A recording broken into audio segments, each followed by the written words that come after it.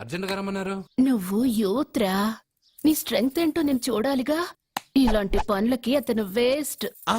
మీ ఇంటికి వస్తున్నాడే 20+ ఆయన ప్లస్ చేసుకున్నావు అనుకో, నీ లైఫ్ హ్యాపీగా ఉంటది. తొందరగా ఓపెన్ చెయ్యి, ఆయన వచ్చేలోపు పని అయిపోవాలి. అలాగే. త్వరగా చెయ్యి వెయ్యరా. అయ్యో రాంగ్ గా తిప్పుతున్నావురా. ఓ ఇలా తిప్పు. ఓకే.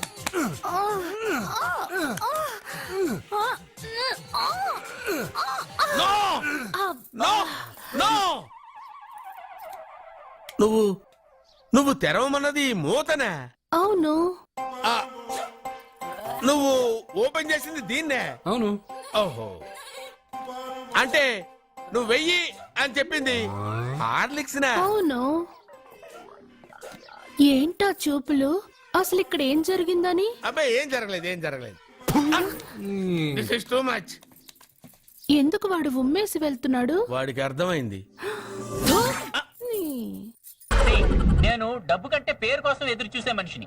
మీ అమ్మగారు నిద్ర జబ్బు తగ్గిస్తే నా కంట్రీ లెవెల్లో పేరు వస్తుంది. కాకపోతే నేను మీ ఇంట్లో ఉండి ఆవిడ అబ్జర్వ్ చేయాలి. నా స్టైల్లో ఇన్వెస్టిగేటివ్ ట్రీట్మెంట్ చేయాలి. ఇన్వెస్టిగేటివ్ ట్రీట్మెంటా? ఎస్. పేషెంట్ కి నేను డాక్టర్ అన్న విషయం అస్సలు తెలియకూడదు. తెలిస్తే వాళ్ళు ఫ్రీగా ఉండరు. అప్పుడు నేను నా ఇన్వెస్టిగేటివ్ ట్రీట్మెంట్ అస్సలు చేయలేను. ఓహో సరే, తెలియకుండా జాగ్రత్త పడదాం. బయలుదేరదామా?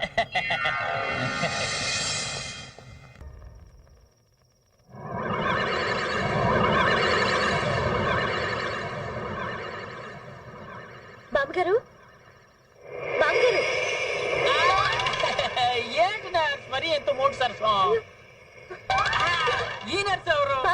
డాక్టర్ నర్సులతో పెట్టుకోకూడదు. ఏది కలో ఏది నిజమో తెలియదు. కానీ డాక్టర్ గారు, బామ్మగారిని ఎంత పిలిచినా వినిపించుకోకుండా వెళ్ళిపోతున్నారు. ఇలాంటప్పుడు ఏం వినిపించదో ఏంటో. ఇప్పుడు ఎలా? Very good. వెళ్ళిపోతుంటే వెరీ గుడ్ అంటారేంటండి? మరి ఆవిడ అలా వెళ్ళిపోతేనే కదా నా ఇన్వెస్టిగేటివ్ ట్రీట్మెంట్ మొదలు పెట్టగలను.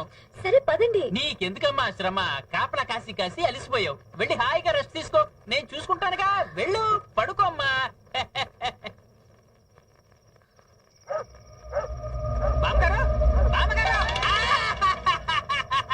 మరీ అంత స్పీడ్ గా వెళ్ళిపోతే రోగ లక్షణం ఎలా కనిపెట్టడం? బావగారు, బావగారు. Hello hello, ladies eve teasing చేస్తున్నావా? Eve teasing? ఆవిడ ముసల్దండి. అంటే ముసల్దాన్ని కూడా వదిలేవా? అబ్బా, మీరు అపార్థం చేసుకుంటున్నారు. లేదు, ఇప్పుడే అర్థం చేసుకుంటున్నావు నిన్ను. నేను ఒక రకమైన ట్రీట్మెంట్ ఇస్తున్నాను. మేం కూడా ఒక రకమైన ట్రీట్మెంట్ ఇస్తాం.